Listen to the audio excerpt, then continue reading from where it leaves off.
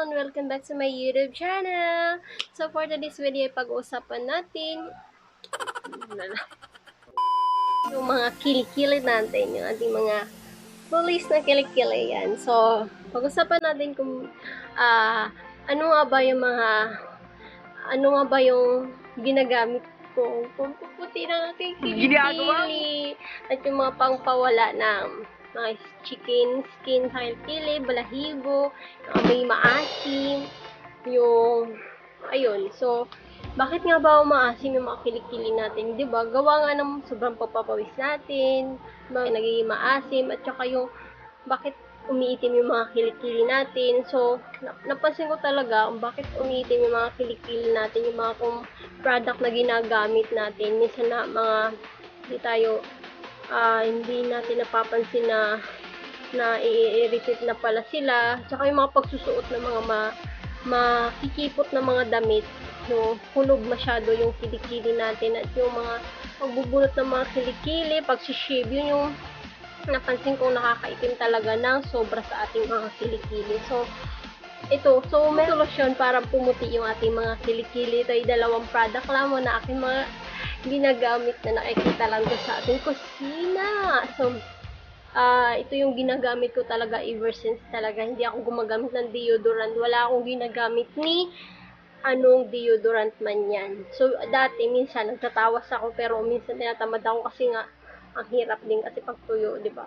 Para pag-aroma na yung tawa. So, ayun.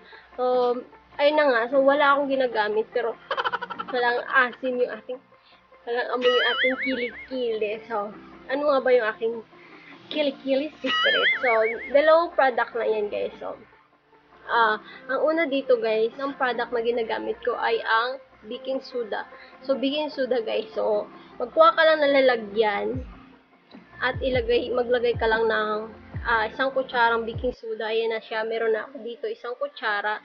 At pangalawa, kung meron kang kalamansi or meron kang BB oil, yun. Mas mainam na BB oil or di kaya kalamansi pag haluin mo. So, wala akong BB oil ngayon. So, meron lang akong dalawang kalamansi. So, inano ko na siya. So, ganito yung paglagay. Ilagay mo siya dyan. Ayan. Ayan, bumubula siya, guys. Ayan. Isiga lang natin yung ating kalamansi. Mo nandun yung buto kasi okay lang naman yun. Ayan, tapos, siga ko na rin yung isa. Ayan, pinipiga ko lang. Tapos, ayan, haluin lang natin. Kamay ko na lang yung halo. Wala pala akong kutsara. So, ayan. So, ayan na siya.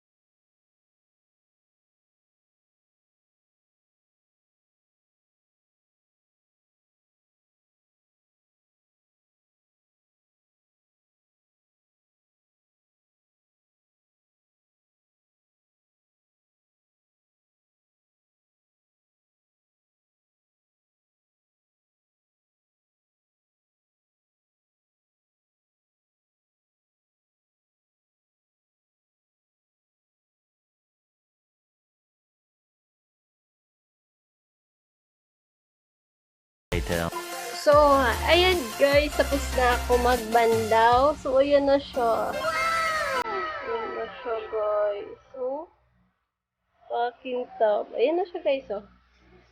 Ayan siya. Ayan. O, diba? Makikita nyo yung kilikili ko. Ayan. So, mayroon yan. Ayan siya. Nunal yan guys, ha. Puro nunal. Ayan siya guys. So, kabila natin kilikili.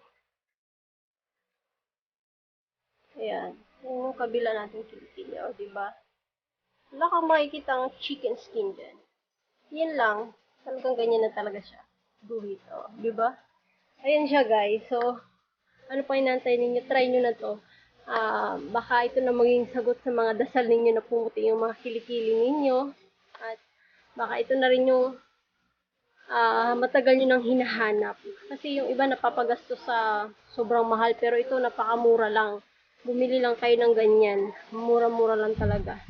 Ayun lang. So, sana may natutunan kayo dito sa ginawa kong video. At sana, huwag nyo nga kalimutan i-like at mag-subscribe na dito sa aking YouTube channel. At share nyo na rin para sa mga gustong pumuti yung mga kilikili ay masubukan na nila. Dalawang product lang to guys. Napakadali lang gamitin ito. Napakadali lang nito hanapin. Napakamura lang. So, ayun lang guys. Maraming salamat. Bye-bye.